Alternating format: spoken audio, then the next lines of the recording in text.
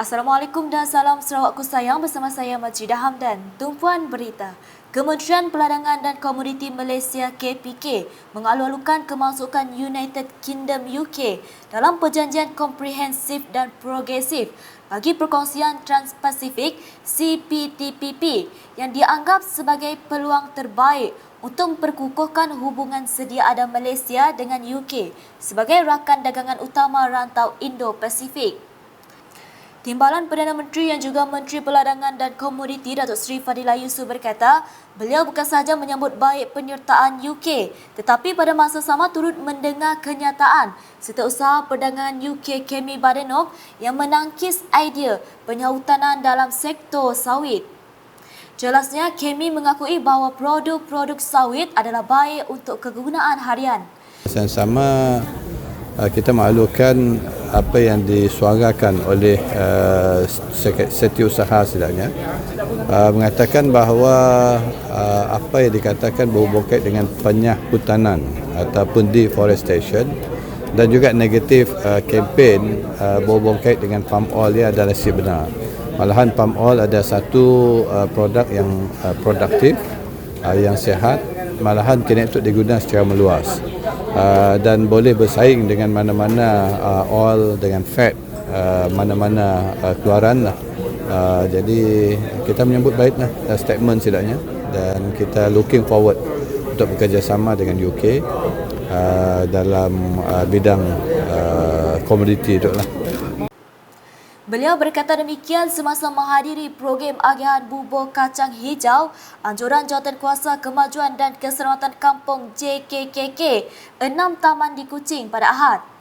Menyentuh mengenai kenyataan bahawa penyertaan UK dalam CPTPP mempunyai kaitan dengan sekatan minyak sawit dan produk berasaskan sawit yang dikenakan oleh Kesatuan Eropah EU. Datuk Seri Fadilah menjelaskan bahawa ia merupakan perkara yang berbeza. Two different sebab UK is no longer part of EU. EU we will still do the engagement dengan EU and hopefully dengan engagement dia kelak setidaknya akan memahami apa segala usaha yang kita telah laksanakan, termasuklah the sustainable palm oil dan juga forest product kita, of which we are committed untuk memelihara alam sekitar, sekitar kita dan juga dari segi sudut good practice dalam sektor pertanian dan memastikan sustainability ini menjadi salah satu yang kita perjuangkan. Tambah beliau, kementeriannya turut mendukung kepentingan menjaga alam sekitar dan memelihara biodiversiti negara ini dengan komited untuk memastikan sektor minyak sawit sentiasa mesra alam sekitar. Laporan seterusnya, setiap ahli majlis dalam pihak berkuasa tempatan PBT perlu memahami dasar-dasar yang digubal oleh Kerajaan Sarawak. Timbalan Premier Sarawak Datuk Seri Profesor Dr. Sim Koo Hian berkata, ini selaras dengan peranan mereka dalam menggubal dasar yang relevan di peringkat PBT untuk kawasan masing-masing. Mengambil contoh ahli majlis Bandaraya Miri MBM, beliau memberitahu mereka harus menghayati dasar-dasar yang dilaksanakan berkaitan pengurusan kawasan bandar. And that's why before that, when you start our policy, your policy, you have to understand Sarawak policy for cities. Not only the smart city, not only green cities, it's going to be a low carbon cities. All these are new things, low carbon cities. Low carbon city, they will start addressing for mobility, your transportations, your smart buildings. All this will have to come in. So you got a lot of work and a lot of buildings to do. Beliau berkata demikian dalam majlis angkat sumpah sempena pelantikan ahli-ahli majlis MBM di Dewan Bandaraya Miri pada Ahad. Dan pada itu, Datuk Seri Profesor Dr. Sim yang juga Menteri Kesihatan Awam, Perumahan dan Kerajaan Tempatan Sarawak menegaskan semua ahli majlis perlu gigih dalam memenuhi keperluan semasa dan juga keperluan masa depan rakyat setempat. In terms of zoning, because it's such a big area, that's why you need that zoning. And I want all the residents in the zones, know the councillors as much as they know the YBO, because they are the front line. Seramai 32 ahli majlis MBM telah mengangkat sumpah sambil disaksikan oleh Datuk Seri Profesor Dr. Sim bagi tempoh bermula 1 April 2023 hingga 31 Mac 2025 dengan 12 orang daripada jumlah tersebut merupakan lantikan baharu. Pecara tersebut turut menyaksikan pelantikan semula Ahli Dewan Undangan Negeri Adun Pujut, Adam Yee Siu Sang sebagai Datuk Bandar MBM, manakala jawatan timbalan Datuk Bandar MBM disandang oleh Kaunselor Arifin Mohamad. Masih dengan perkembangan di Miri, semangat perpaduan dan keharmonian masyarakat majmuk di Sarawak harus dijadikan contoh bukan sahaja di Malaysia, malah di seluruh dunia.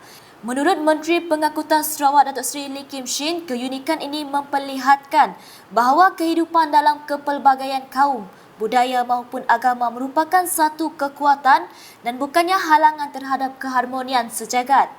Beliau mengambil contoh di Bandaraya Miri di mana terdapat masjid bersebelahan gereja di kawasan Lutong selama berpuluh tahun dengan kedua-dua pihak terus mempunyai hubungan yang amat baik.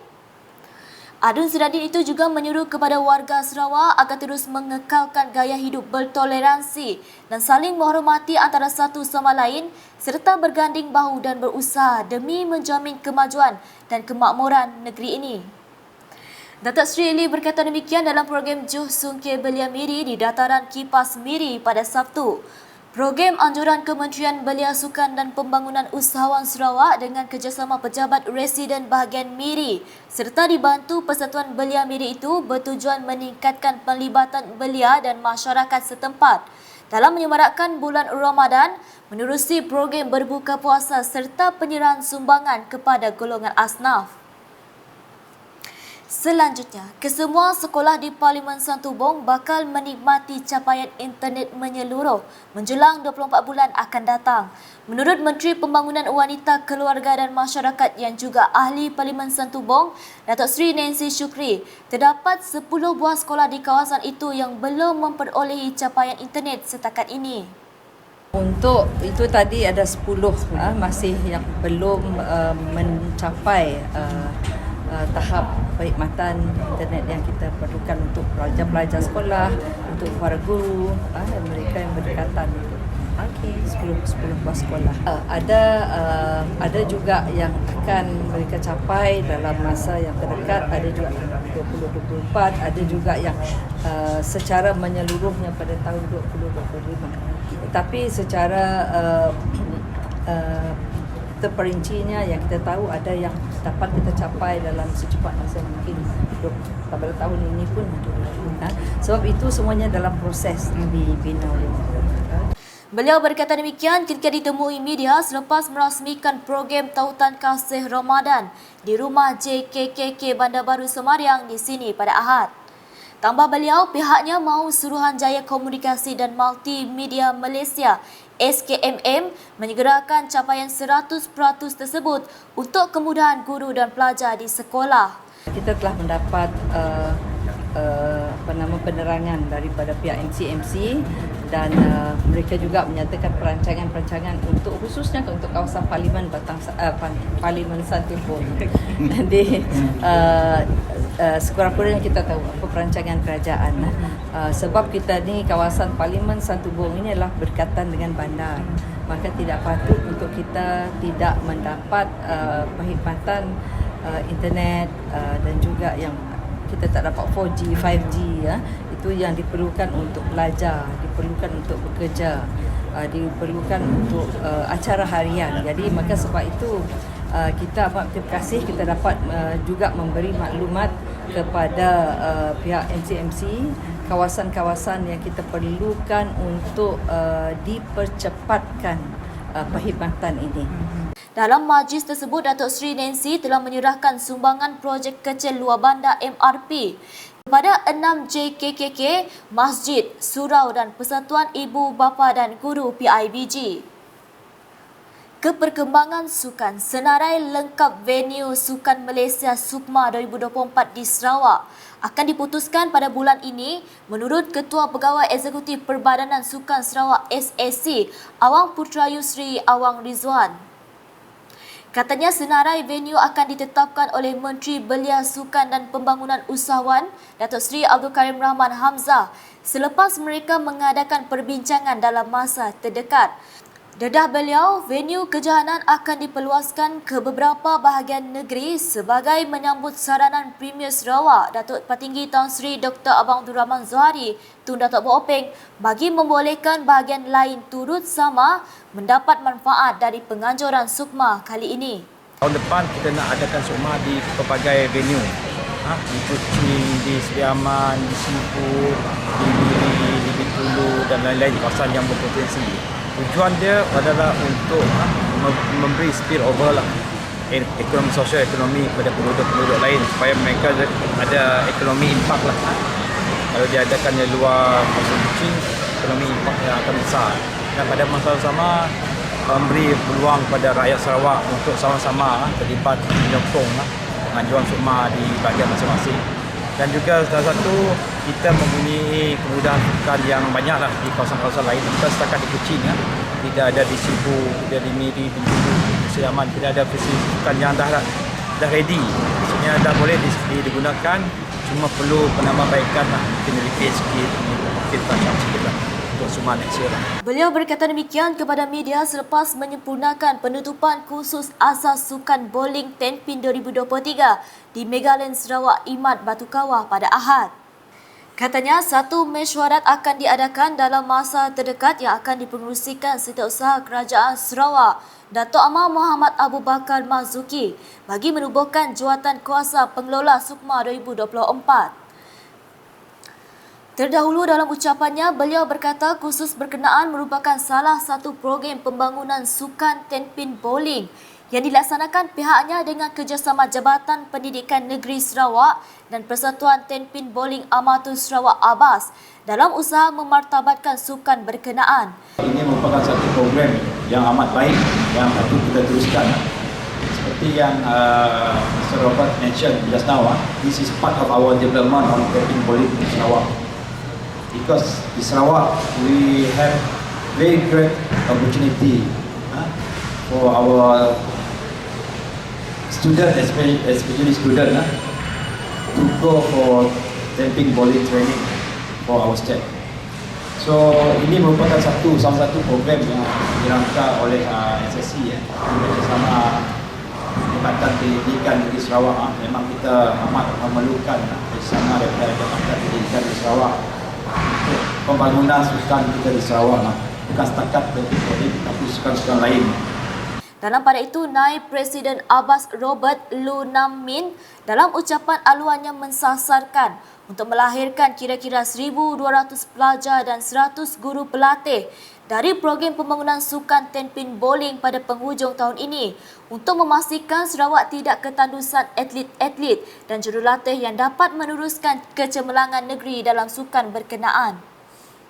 I'm targeting about 1,200 students by the end of the year. I'm targeting about 100 instructor teachers so that our dream in the next 5 to 10 years can be achieved. Now SUKMA is around the corner. It's just 500 days away. To be exact, it's 499 days away from the next SUKMA. Time is very short. And if we do not continue this youth development program, where do we find athletes?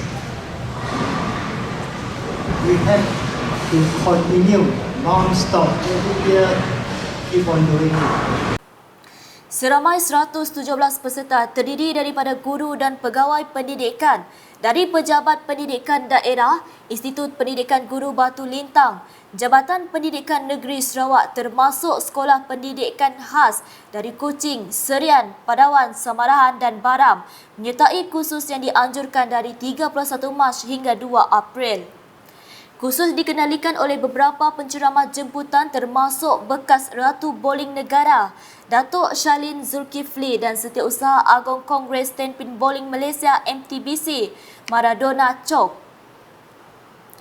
Sekian edisi Tengah Hari bersama saya Majidah Hamdan. Berita lebih lanjut boleh didapati di semua platform media sosial UKAS, termasuk portal ukas.sarawak.gov.my dan UKAS Channel di YouTube.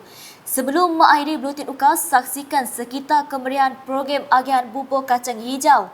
Anjuran Jawatankuasa Kemajuan dan Keselamatan Kampung 6 Taman di Kuching yang disempurnakan oleh Timbalan Perdana Menteri Datuk Seri Fadilah Yusof pada Ahad. #MebaFakta, salam UKAS.